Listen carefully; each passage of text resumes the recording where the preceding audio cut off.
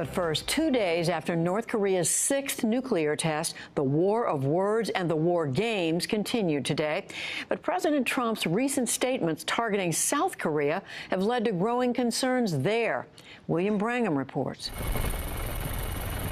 South Korean warships conducted live fire drills off the Korean peninsula today, the latest show of military force to try and deter North Korea.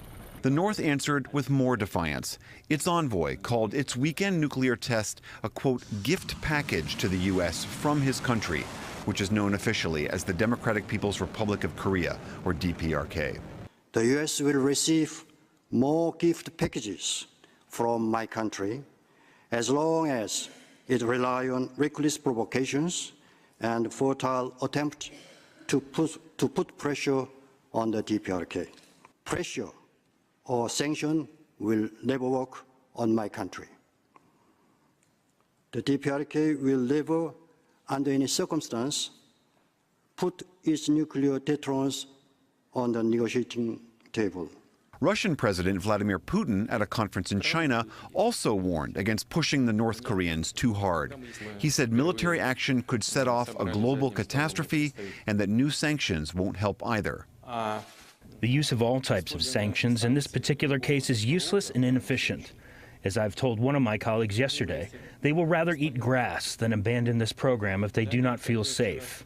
Later, Russian Foreign Minister Sergei Lavrov said Moscow will consider a U.S. resolution in the UN Security Council, provided it focuses on a diplomatic solution. Meanwhile, President Trump is also putting pressure on South Korea. He's again threatened to pull out of a 5-year-old trade deal with the South, something that a bipartisan group of U.S. lawmakers today urged against. And over the weekend, the president also pushed them to get tougher, tweeting, South Korea is finding that their talk of appeasement with North Korea will not work. But that message may be driving a wedge between the two allies. The South Koreans were very preoccupied by the fact that it took 34 hours before President Moon Jae-in and President Donald Trump even had a phone conversation after that nuclear test. Jean Lee ran the Associated Press's bureau in North Korea and is now a fellow at the Wilson Center in Seoul, South Korea. South Koreans were incredibly offended by that.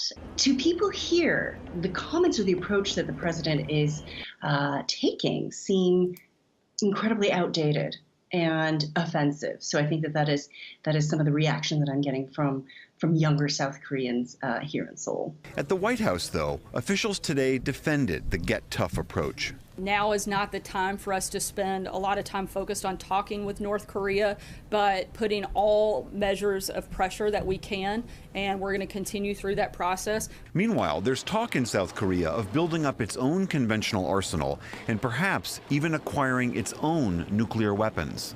In a new tweet today, President Trump confirmed he's letting South Korea and Japan buy sophisticated U.S. weapons. For the PBS NewsHour, I'm William Brangham.